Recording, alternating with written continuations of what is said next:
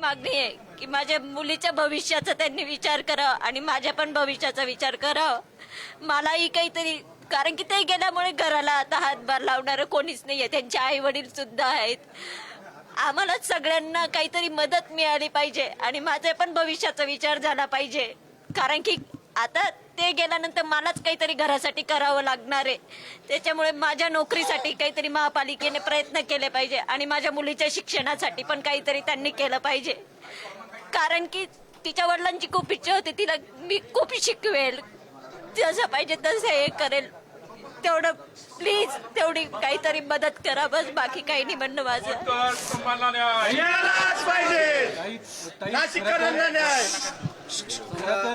राजकीय विषय नाही, भावनिक विषय.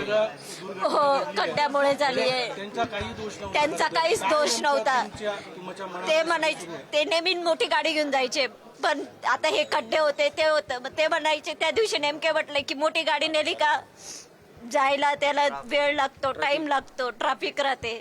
त्याच्यामुळे त्या दिवशी नेमकं ते छोटी गाडी घेऊन गेले. सकाळचे गेले, त्याच्यानंतर भेटले सुद्धा नाही, बोलणं सुद्धा नाही, दवाखान्यात पाहणं सुद्धा नाही, काहीच नाही. त्या खड्ड्यामुळे त्यांचा जीव गेला, बाकी काहीच नाही माझं.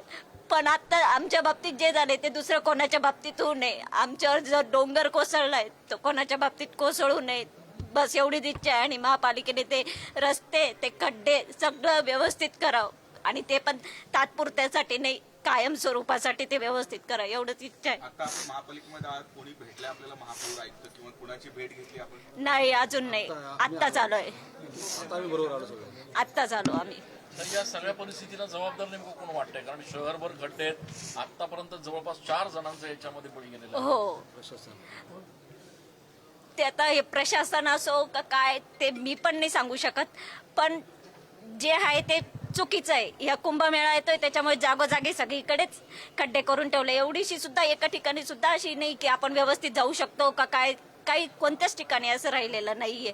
येणाऱ्या साधू संतांची तुम्ही व्यवस्था करून राहिले, पण नाशिककरांचा जीव जातोय ना त्याच्यामध्ये आणि नाशिककरांचे संसार उद्ध्वस्त होत आहे त्याच्यामध्ये. त्याच्या घरच्यांनी ज्याच्यावर बित्त त्यालाच कळत ते, बाकीच्यांना नाही कळत ते.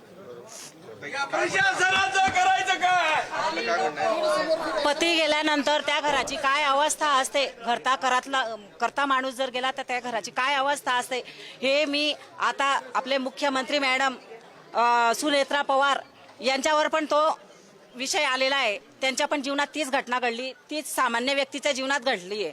त्यांना पद मिळून गेलं, त्यांचे मिस्टर त्या पदावर होते म्हणून, पण सर्वसामान्यांनी काय करायचं हा विचार त्यांनी पण केला पाहिजे. ही माझी बातमी त्यांच्यापर्यंत पोहोचली पाहिजे की काय असते भावना, तुम्ही समजून घ्या. त्या पद्धतीने आमची ही सुनबाई आहे, या सुनेला न्याय मिळाला पाहिजे. आमच्या नातबाईला पण प्रशासनाकडनं काहीतरी मिळालं पाहिजे तिचं पुढं उदरनिर्वाह होण्यासाठी, आणि तिचं शिक्षणाची जबाबदारी घ्या. आणि आमची सून पण शिकलेली आहे, तिला तुम्ही महानगरपालिकेमध्ये कुठेतरी नोकरीचा प्रयत्न. मुख्यमंत्री यांना तुमचा काय निरोप असेल, काय सांगाल तुम्ही, काय सूचना तुम्ही? हेच आता तुम्ही जेवढे खड्डे भरून काढून नाही राहिले याचा तुम्ही आता पुढे दुसऱ्याचा कोणाचा जीव नको जायला याच्यामध्ये. या आमचं तर उद्ध्वस्त झालेलं आहे, ती भरीव काही पोकळी निर्माण होणार नाही पुन्हा भरून, परंतु दुसऱ्याचं आता नुकसान होऊ नये. तुम्ही रस्त्यांचे कामं लवकर करा आणि काहीतरी चांगला निर्णय घ्या आणि यांना नोकरीचा आणि त्या मुलीला शिक्षणाचा तुम्ही तेवढा फायदा कसा होईल तेवढं मदत करा. तर या संपूर्ण मुद्द्यावरती आज महापालिकेमध्ये ठाकरे गटाच्या वतीने आंदोलन करण्यात आहे. खड्डे पडलेले आहेत. आज खूप दुःखाची गोष्ट आहे की नाशिकमध्ये आज 4था बळी या ठिकाणी गेला आहे आणि 4था बळी ज्यांचा गेला ते कोतकर परिवार देखील या ठिकाणी उपस्थित आहे न्याय मागण्यासाठी.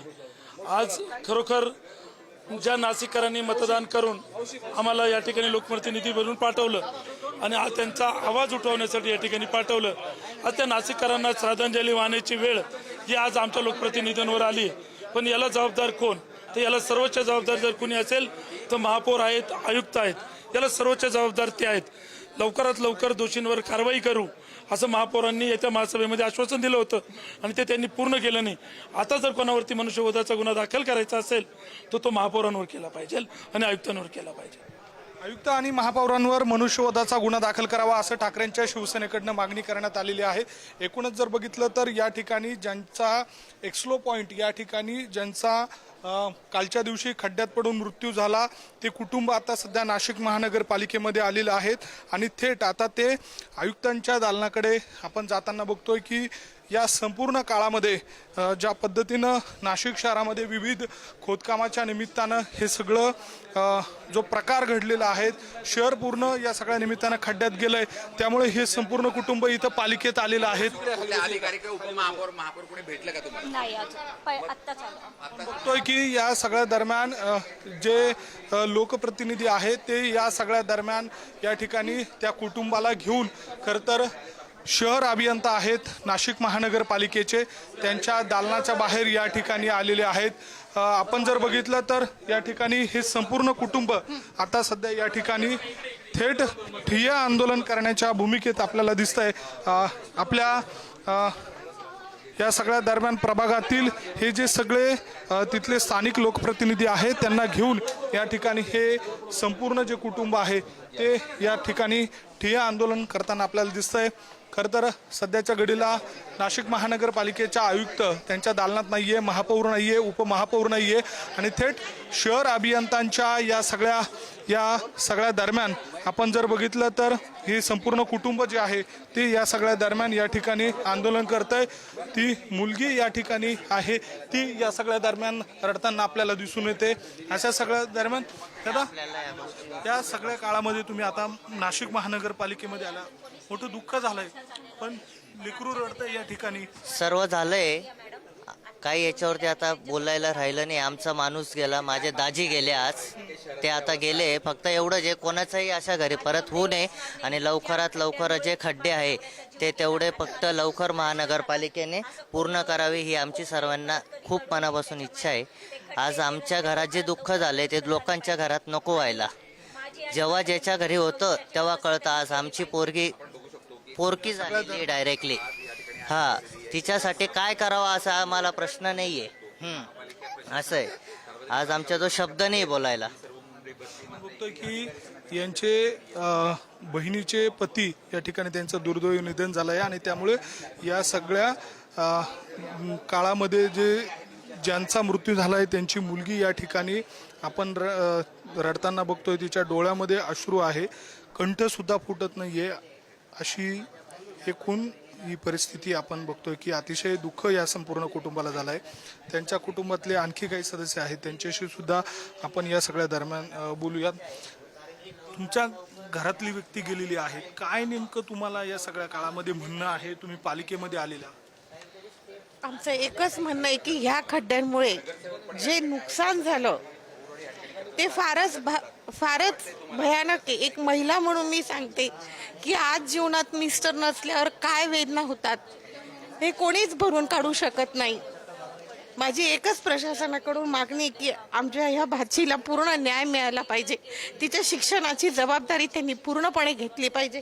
आमच्या नंदेचं सुद्धा पूर्ण शिक्षण झालंय, त्यांना एखादी सरकारी नोकरी म्हणून दिली गेली.